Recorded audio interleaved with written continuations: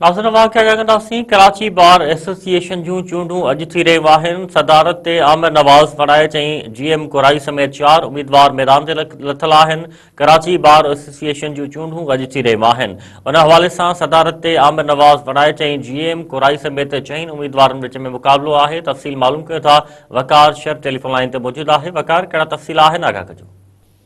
अॼु Karachi bar association ऐं Malir bar association जूं चूंडूं थी रहियूं आहिनि। हुन जा जेके अॼु वोटिंग जो जेको अमल आहे उहो सुबुह 9 वॻे खां शुरू थियो आहे, जेको बिना कंहिं वक़्फ़े जे शाम 5 वॻे ताईं जारी रहंदो। इलेक्शन में जेको वकील बिरादरी जो जेको ॾिसण में आयो आहे उहो वॾो टर्न आउट जोश जज़्बो ॾिसण में आयो आहे। इलेक्शन दौरान जेको नायब सदर नायब सदर जनरल सेक्रेटरी जॉइंट सेक्रेटरी खज़ानची लाइब्रेरियन समेत मुख़्तलिफ़ उहिदनि ते मुक़ाबला थी रहिया आहिनि, जंहिंमें कराची बार जे सदर जे उहिदे लाइ आमिर नवाज़ वड़ाए मशहूरु वकील अॻवान आहे उहो बीठल आहे। उन खां अलावा जीएम कोराई आहे, वकार आलम अब्बासी आहे, असदुल्ला शाह राशदी विच में जेको आहे सो मुक़ाबिलो थी रहियो आहे।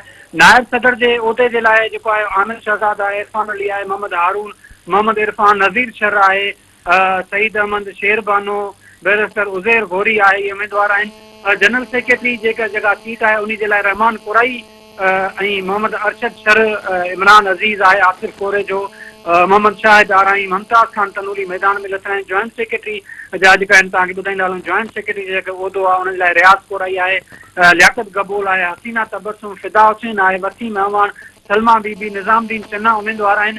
खज़ानची अहिड़े तरीक़े सां माना खज़ानची जा बि जेको आहिनि लाइब्रेरियन जे मुख़्तलिफ़ सीटनि ते जेके आहिनि उहे 51 उम्मीदवार आहिनि। टोटल जेके आहिनि उहे उम्मीदवार मैदान में लथल आहिनि। कराची बार एसोसिएशन जी जेका चूंड आहे उहा उनजी जेका इलेक्शन कमिश्नर जा जेके फ़र्ज़ आहिनि उहे डिस्ट्रिक्ट एंड सेशन जज अब्दुल नईम सर अंजाम ॾेई रहिया। जेको ॾिठो वियो आहे त उहे वकीलनि जी जेको वॾो सिटी कोर्ट में जेको आहे वॾो अंग मौजूदु आहे ऐं उहे जेके पंजनि उम्मीदवारनि खे खटाइण जे लाइ कैंपेन बि उते जारी आहे ऐं वोटनि जे लाइ जेको आहे सो हलाइनि पिया ऐं वॾो टर्न आउट आहे। शाम 5 वॻे हिननि जो जेको आहे सो उहो रिज़ल्ट अनाउंस थींदो, हुन खां पोइ नाज़रीन खे अपडेट कंदासीं। वकार शर, अवां जी महिरबानी तफ़सील ॾियण जे लाइ।